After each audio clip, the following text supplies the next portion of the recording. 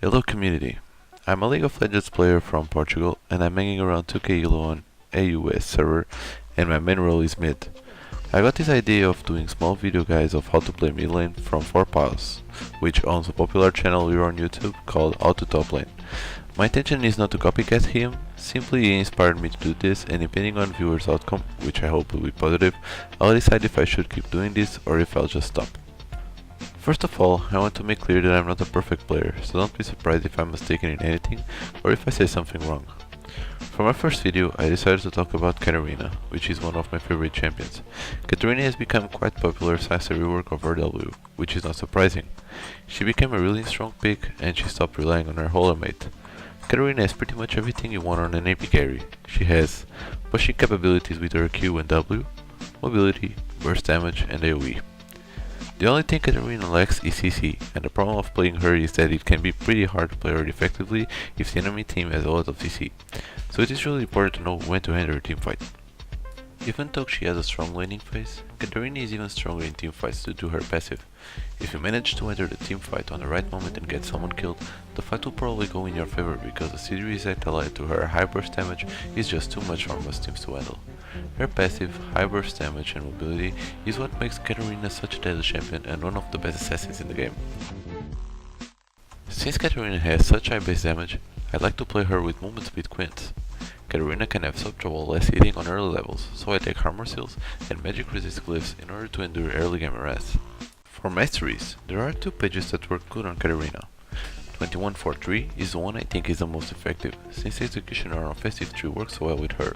Taking the movement speed points in utility and dropping the remaining points on defense will give Katarina around 400 movement speed at level 1, making it easier to dodge skill shots and therefore survive the early game harass. The other page is 0219, for when you know you will have a rogue laning phase. The lack of offensive points won't be a problem, since you have so much base damage, and the extra tankiness will really be useful.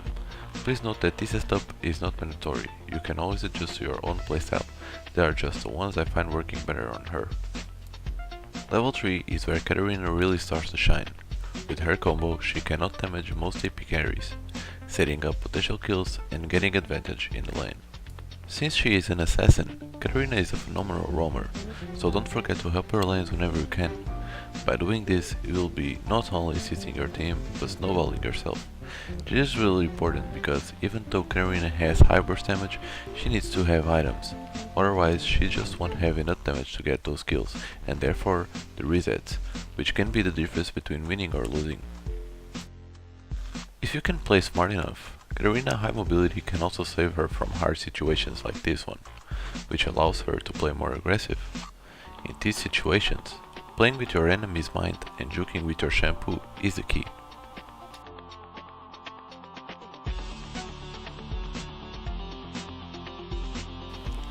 The difference between a good and a bad Katarina is that a good Katarina will know exactly when she has to enter a fight.